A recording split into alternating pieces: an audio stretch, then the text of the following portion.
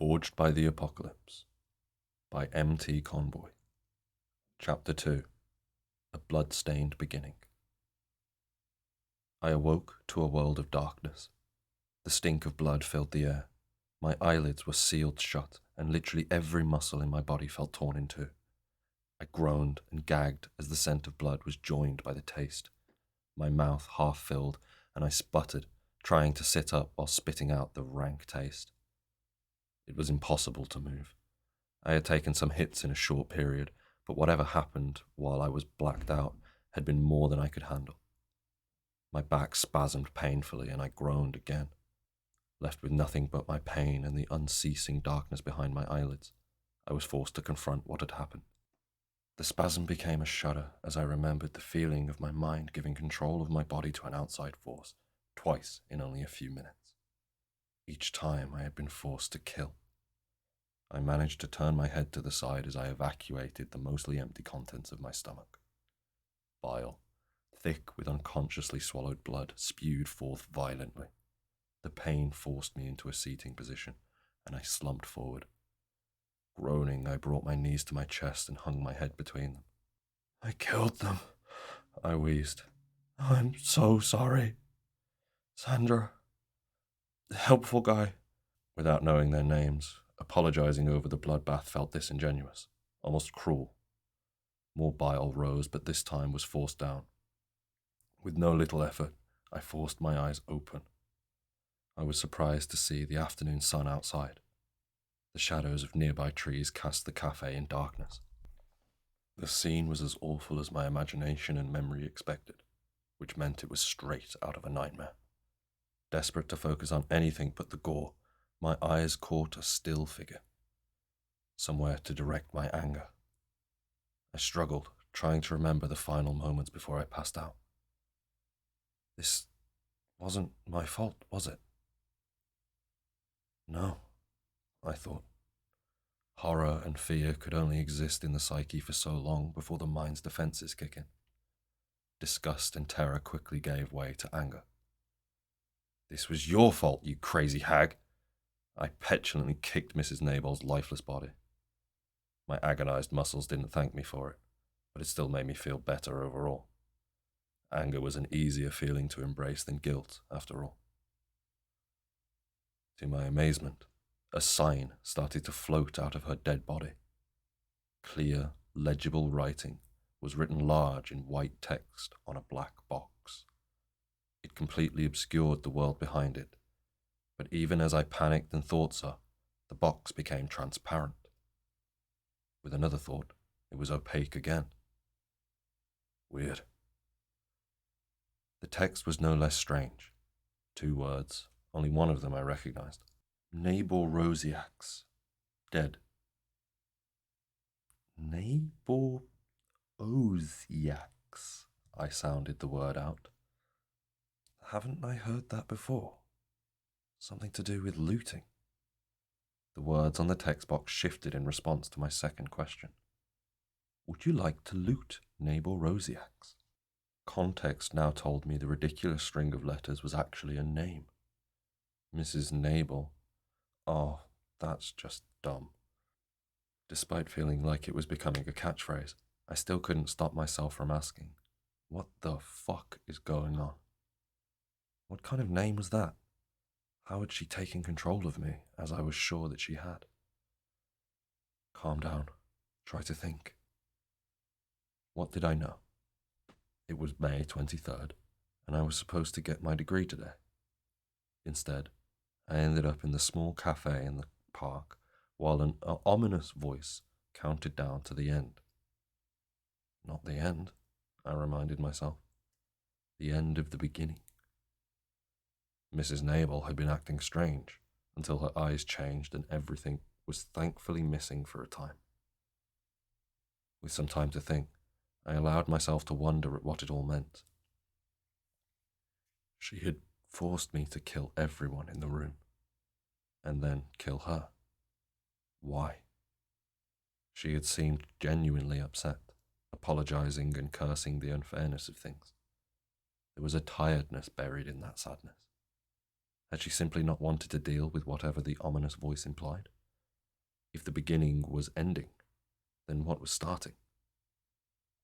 I looked back at the floating box and closed my eyes. There had been other announcements. Lots. So many my head had started to cook and it knocked me out. Something about levels? My thoughts triggered a surge of information, along with the appearance of new text boxes everywhere. They all read the same thing. I counted 17 in total, before a mental command discarded all but one. Level up! Like accessing a memory which had always been there, I knew that if I inspected the window with more intent, I would receive more information. The macabre massacre around me never once left my mind as I quickly tried to get all the information I could. I'd had low hopes for the end times once I realized I was living in them. There was still a chance that things weren't as dire outside. Until I went out, I couldn't know. Instead of facing a potentially devastated world, I decided to dive into the wellspring of information I found myself faced with. I focused on the floating text box. After a moment, the words started to continue. Level up, +4 attribute points. It wasn't much, but it led to a new question. Attributes. Just like when I thought of the level up messages, thinking about attributes brought up a new page. One I gawked at. Name, Grant Kaeron. Race, human, grade 0. Level, 18. Title, Dragon Slayer. Fortitude, 5. Speed, 6. Mental, 8. Will, 8. Free attribute points, 68. I was still sore, and staring wasn't going to explain anything for me. I mentally assigned 5 free attribute points to Fortitude. There was a moment where I confirmed the placement, which felt like letting go of a weight I didn't realize I was carrying upon my soul. A burst of vitality seared through my body. It burned and itched, and I was immediately certain that my various aches, bruises, and wounds were being healed by the strange power. After the initial bout of discomfort, I felt like I was riding on a marshmallow roller coaster made of pure comfort. I waited, letting the euphoria wash through me. Holy fuck. If everyone in the world could feel like this, everything was going to change. I looked around at the gore. The messages and level ups hadn't appeared once the countdown finished. But when I killed Mrs. Nabel, it's like a goddamn video game. Things were going to get messy really quick. Instead of splashing through all of my free points at once, I examined how I felt currently. I stretched one arm, then another. It took a moment before I realized there was absolutely no pain from the dislocation I had suffered earlier. I would have jumped for joy if my feet weren't sticking to the floor. Gotta get out of here, I told myself. It can't be worse out there. Even taking a deep breath to calm myself was a bad idea, the fetid stink of the room reaching new heights of disgusting with each passing moment. But before I go, I was familiar with video games, to a point. They weren't my particular hobby, but I had friends who loved them.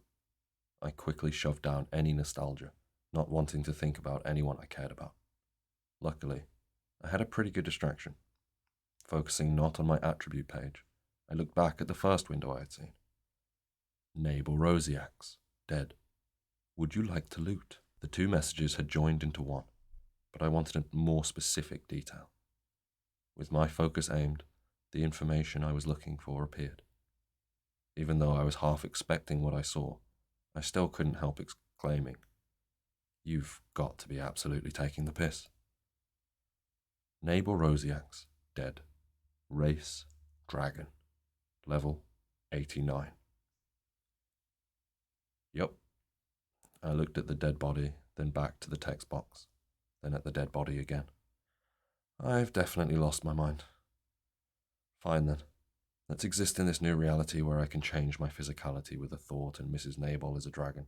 Was a dragon. She was until I killed her. I laughed out loud. Ha, sure. I shrugged. Nothing else makes sense anymore anyway. The alluring word floated on the text box. Mrs. Nabel had said something about the system. Right there, on the system message, the word loot tantalized me. How could I not? Yes, I said aloud, and with my mind, pushing my intent out to the system's question. The text box closed and there was a rumble. The sound was far off, like impossibly distant thunder, but even the tiniest hint filled me with primal fear. I ducked under a bloody table until the sound stopped, not caring about the viscera I shared the space with. Eventually, the celestial growl stopped, and I felt able to move once more. I really, really hope that wasn't connected to me, I mumbled. Nothing I could do about it now. With greedy eyes, I looked for the message which would tell me what I had received, but there was nothing. Had it not worked? Was there some kind of hidden invent? Even before I finished thinking the word, the answer appeared. Inventory. Aspect of the dragon. Legendary. Guidance stone of mastery. Gold coins. Zavarian minted. 2,758. Gold coins. Standard mint. 8,543. I blinked a few times at the screen. Surely not, I said, tamping down my expectations. With a slight tug of my thoughts, I removed 30 standard gold coins from my invisible inventory. I gasped and had to catch them as the sizable coins started to fall from my hands. With both together, I could hold them all. If this was even partially real gold, I had just become very wealthy. Exciting, but an excitement that was eclipsed by everything else that was going on. I didn't want to spend any more time in this awful place, so I moved for the front door. I gave it a gentle, wary push, and was surprised at how easily it opened. The pressure from before was gone, but my own strength was a shock too. Just how much have I changed already? I left the cafe, the goal of getting home my only one. My mistake was thinking I could just do things. The world wasn't so simple anymore. As I stepped outside, the voice returned along with a large text box. The voice was reading the words before me, giving them a level of pomp and import the other prompts had not received. Maybe because it was two prompts stuck together. Dungeon entered. As the first cultivator to challenge the dungeon, the surrounding area has been balanced to your current level. Others must be at least level 17 to enter the dungeon. Dungeon quest received. Main event. As the initial challenger to this dungeon, you and your party must defeat the dungeon bosses to leave.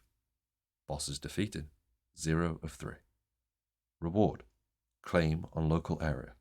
Creation of valuable, grade 2 resource.